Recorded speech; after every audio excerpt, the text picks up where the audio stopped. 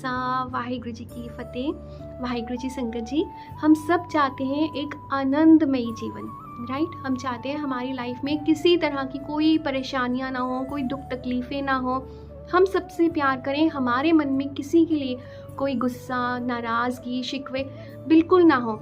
हम सबसे प्यार करें और सब हमसे प्यार से रहें। अगर मैं आपसे ये कहूँ कि ये अवस्था, ये ज़िंदगी हम सब जी सकते हैं, इस अवस्था को हम सब पा सकते हैं। जानते हैं कैसे?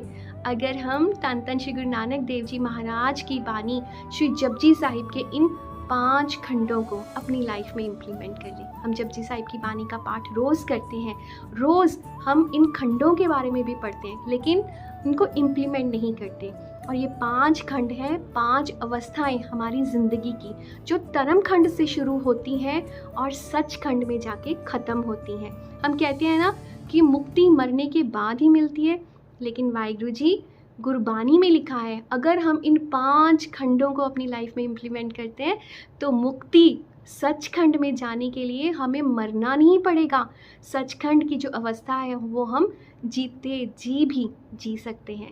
सबसे पहले शुरू होती है जो ज़िंदगी अवस्था है वो है तरम खंड। जब हम धर्म की ज़िंदगी जीना शुरू करते हैं, जब हम अपने मन में संतोष लेके आते हैं, हम अपने मन में दया लेके आते हैं, किसी का हक नहीं मानना, धर्म की ज़िंदगी जीना शुरू करते हैं। और जब हम धर्म की ज़िंदगी जीना शुरू करते हैं ना, तो हमारे मन में दूसरा खंड, हमारी ज़िंदगी का दूसरा चरण, अवस्था, ज्ञान खंड, हमें उस चीज़ की समझ आ जाती है, हमें ज्ञान आ जाता कि क्या गलत है, क्या सही है।